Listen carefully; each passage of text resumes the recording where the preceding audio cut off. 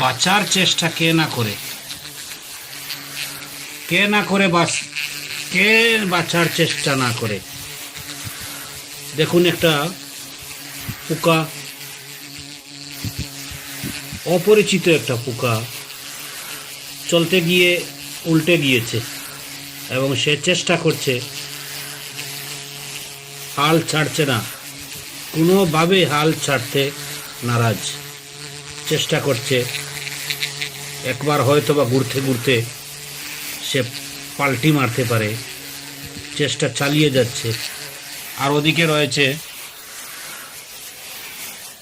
বিড়ালবাবু, আরে তোমার সাহায্যে হয়তো বা সে ঘুরে দাঁড়াতে পারে। বিড়ালবাবুর আক্রমণে আবার শান্ত হয়ে গেলেন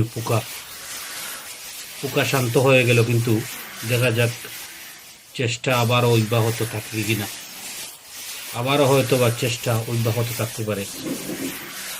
আমরা মানুষ যারা মাঝপথে হাল ছেড়ে দেই বা কোনো কাজ করতে গিয়ে যখন আমরা বাধাগ্রস্ত হই, হতাশ হয়ে পড়ি, আমরা ভাবি যে আমরা হয়তোবা আর পারবো না বলে যারা আমরা হতাশ হয়ে পড়ি এবং প্রতিমধ্যে মাঝপথে হাল ছেড়ে দেই, আমাদের জন্য শিক্ষণীয়।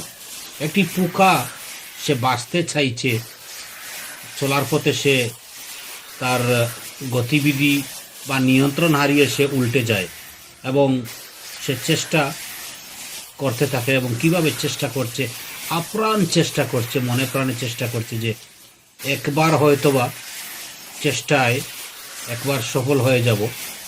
কোথায় আছে একবারে না পারিলে দেখো শতবার, পারো কি না পারো করো যতন আবার, 10 জনে পারে যাহা তুমিও পারিবে তাহা।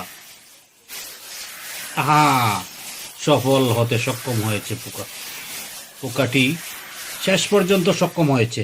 ইতিমধ্যে সাকসেস পেয়েছে এবং সে পাল্টি মারতে পেরেছে, নিজের জীবনটা ফিরিয়ে পেয়ে আস্তে আস্তে করে পথ এগোচ্ছে। এই পোকার থেকে আমরা অনেক কিছু শিখতে পারি, পোকার এই চেষ্টার থেকে আমরা অনেক কিছু শিকার আছে। প্রতিমধ্যে যারা আমরা হাল ছেড়ে দিই বা আমরা দুর্বল হয়ে পড়ি, মন ভেঙে পড়ে, আর পারা যাবে না, আর চেষ্টা আমরা ছেড়ে দিলেই তো শেষ জীবন। চেষ্টা করার নামই হচ্ছে জীবন। তো ধন্যবাদ সবাইকে, ভালো থাকুন, সুস্থ থাকুন। জয় হিন্দ, জয় ভারত।